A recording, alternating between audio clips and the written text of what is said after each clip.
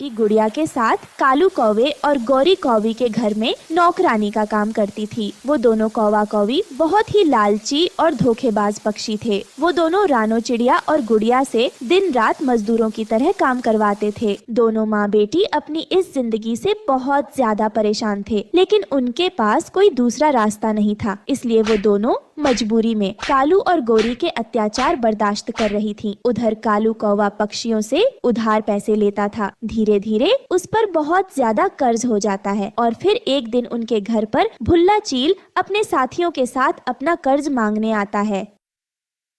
सुन कालू कौवे, आज इतने दिन हो गए, लेकिन तुम दोनों पति पत्नी ने अभी तक मुझे एक फूटी कौड़ी भी नहीं दी। मैं तुम्हें एक हफ्ते का समय देता हूँ। अगर मुझे मेरे पैसे नहीं मिले तो मैं तुम दोनों को जान से मार दूंगा, याद रखना।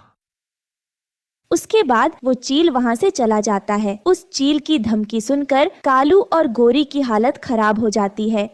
हमें किसी भी तरह पैसों का बंदोबस्त करना होगा। वो पक्षी बहुत ही खतरनाक है। अगर हमने उन्हें पैसे नहीं दिए तो वो सच में हमें जान से मार देंगे। हाँ भाग्यवान, तुम बिल्कुल ठीक कहती हो। पैसों का इंतजाम करने के लिए हमें कोई न कोई उपाय सोचना ही होगा। हम इन दोनों माँ बेटी का इस्तेमाल करके पैसे का इंतजाम करेंगे। फिर अगले दिन कालू कौवा और गौरी कौवी रानो चिड़िया और उसकी बेटी को काली पहाड़ी पर जाने के लिए कहते हैं, क्योंकि वहाँ के रहने वाले पक्षियों का मानना था कि उस पहाड़ी के पास बेशकीमती मोती है। सुनो रानो, तुम अभी के अभी उस काली पहाड़ी के पास जाओ और हमारे लिए वो बेशकीमती मोती लेकर आओ, जिसे बेचकर हम अपना सारा कर्जा चुकाएंगे। मालिक, लेकिन मैं वहाँ कैसे जा पाऊंगी? आपको पता है ना, वहाँ पर खतरनाक।